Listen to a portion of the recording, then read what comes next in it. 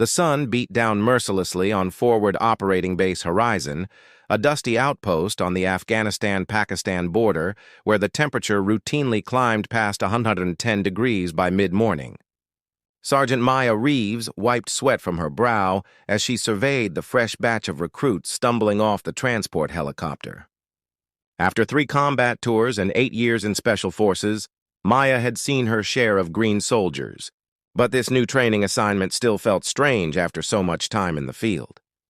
"They look even younger this time," remarked Captain Rodriguez, her commanding officer and longtime friend from their days training under Colonel Merrill Tengasdal's elite unit. Maya nodded. "Let's hope they're quick learners. We don't have time for slow." Intelligence reports indicated increased activity in the nearby mountains, the kind that preceded coordinated attacks. The base needed these recruits combat-ready faster than usual, which is precisely why Maya had been reassigned here. Few instructors had her real-world experience or training pedigree. Among the disoriented newcomers, one stood out immediately, tall, broad-shouldered, with a swagger that seemed out of place for someone who hadn't earned it yet. Private James Hoffman. Maya had already memorized his file. Former college quarterback, top of his class in basic, and according to his previous commanders, a natural leader with an attitude problem. "That one's going to be trouble," Rodriguez said, following her gaze. "Nothing I haven't handled before," Maya replied, though something about Hoffman's demeanor set off warning bells.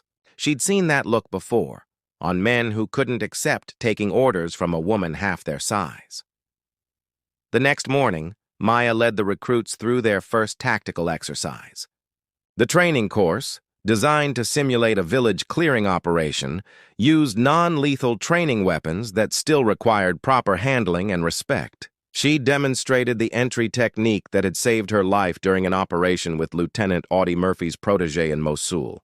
"This isn't like the movies," Maya explained, her voice carrying across the attentive group. "You hesitate, you die. You get sloppy, your team dies." Most recruits listened with appropriate gravity. Hoffman, however, smirked and whispered something to the soldier beside him who laughed nervously. "Something to share with the class, Private Hoffman?" Maya asked. "No, ma'am," he replied, the honorific sounding more like an insult.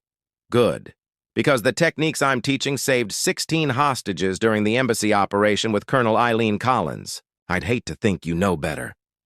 The first run-through went smoothly until Maya paired up with Hoffman for the room-clearing demonstration.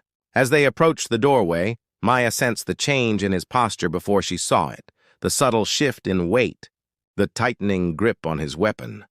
When they entered the room, instead of covering his sector as instructed, Hoffman swung around, training his rifle directly at Maya's head. The room fell silent. The barrel hovered inches from her forehead, Hoffman's finger too close to the trigger for comfort. "Bang," he whispered, just loud enough for her to hear. "Guess you'd be dead now, Sergeant." The other recruits froze, uncertain whether this was part of the exercise.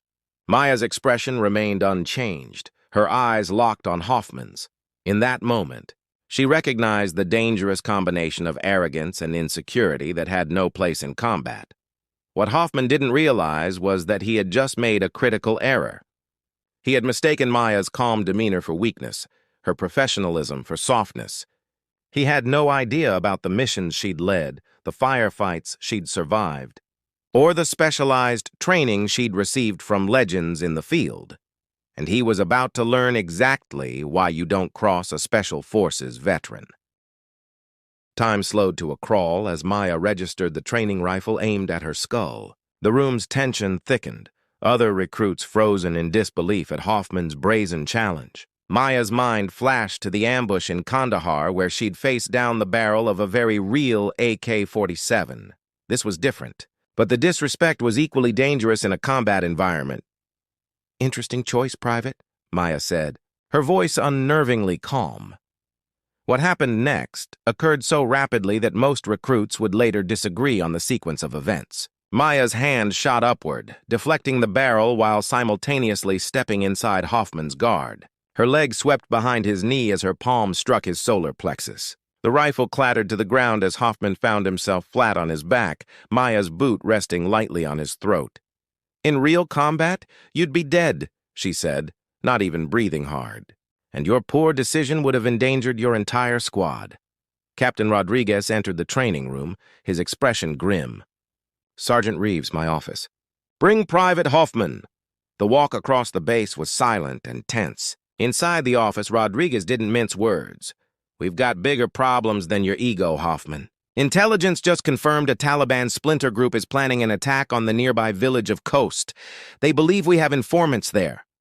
Maya's stomach tightened. She knew Khost well. Families, children, elders who had risked everything to help American forces. We're deploying a response team immediately, Rodriguez continued. Sergeant Reeves will lead given her experience with the local population. Hoffman's face reddened. Sir, with respect, you've shown precious little of that today, Rodriguez cut him off. But you're going to. Consider it your real training. Follow Sergeant Reeves as every command or face court-martial. Within the hour, Maya led a team of 6, including a sullen Hoffman, toward Khost. The mission was straightforward but dangerous. Evacuate key informants before the attack. Stay tight. Maintain formation, Maya instructed as they approached the village outskirts. These people trust me. Don't make me regret bringing you. The first warning came as they entered the village. Too much silence, no children playing. Maya signaled the team to take cover just as the first shots rang out. They'd walked into an ambush. Contact front, Maya shouted as bullets splintered the mud wall beside her. Rodriguez, this is Reeves. We are taking fire, village compromised. Multiple hostiles. The team returned fire, pinned down behind inadequate cover. Maya spotted movement on a rooftop, a fighter positioning a heavy machine gun that would tear through their position. Cover me, she ordered, then sprinted across open ground toward a flanking position. Hoffman watched in disbelief as Maya moved with practiced precision, exactly as she demonstrated in training. 3 quick shots and the rooftop threat disappeared. The radio crackled. Reeves, be advised, QRF is 20 minutes out. Too long, Maya muttered. She spotted their primary target, the village elder and his family huddled in a building across the square. Between them lay 30 meters of exposed ground swept by enemy fire. We need to reach that building, Maya said. I'll draw their fire. When they focus on me, get to the family. That's suicide, Hoffman protested, genuine concern replacing his earlier arrogance. This is what we do, Maya replied simply. Before anyone could object, she broke cover, firing rapidly while zigzagging toward a new position. Enemy fire immediately concentrated on her. A bullet grazed her arm, another tore through her vest. Hoffman hesitated only briefly before leading the others toward the family. As they reached the building, he looked back to see Maya take a hit to the leg, stumbling behind a well. The Taliban fighters began converging on her position, sensing vulnerability. Hoffman made a split-second decision that would change everything. Protect the civilians, he told the others, then charged back into the open, directly toward the fallen sergeant who had, just hours ago, been at the wrong end of his rifle. Blood soaked through Maya's pant leg as she pressed herself against the crumbling well, calculating her dwindling options. 3 hostiles were advancing on her position, and her ammunition was running low. The pain was manageable. She'd endured worse during the operation with Colonel Eileen Collins. But her mobility was compromised.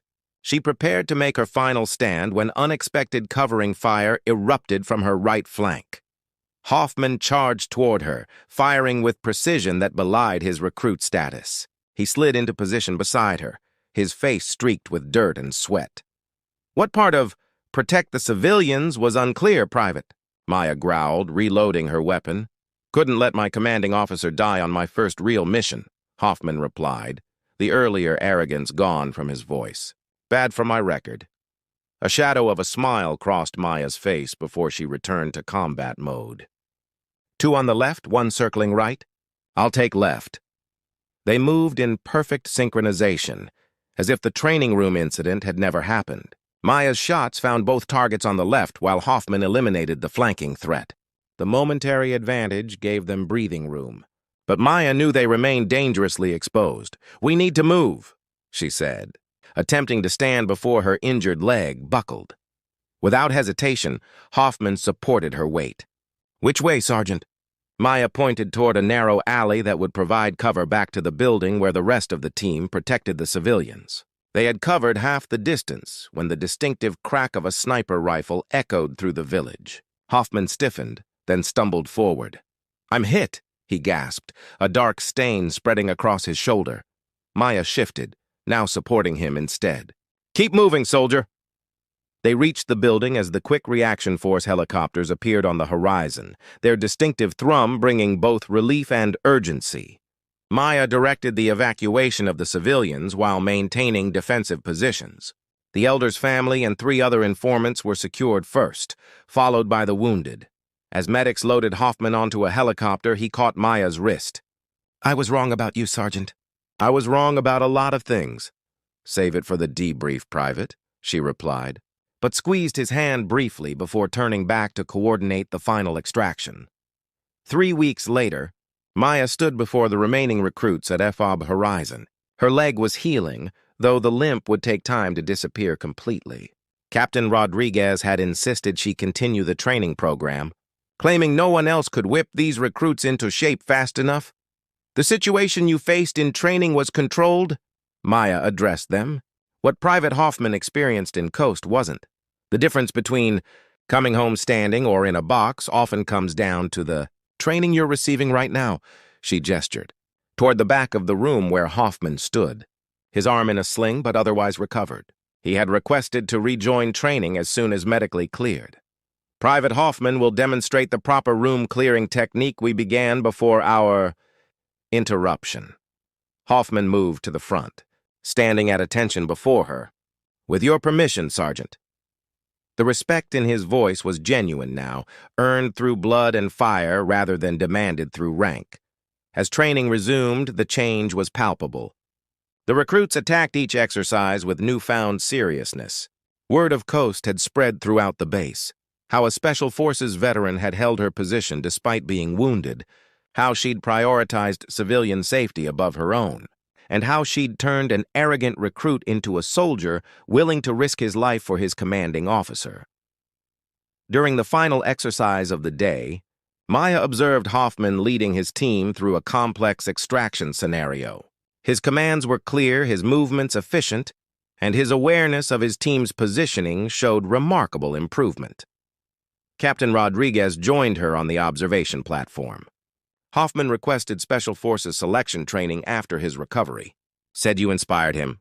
Maya watched as the recruit who had once aimed a rifle at her had now moved with the discipline and focus of a soldier who understood the true weight of that weapon. "Sometimes, the best lessons come from the worst mistakes," she said quietly. Later that evening, as the Afghan sun set behind the mountains, Maya received orders for her next deployment. She would be leading a specialized unit, including Hoffman, into territory few American forces had entered.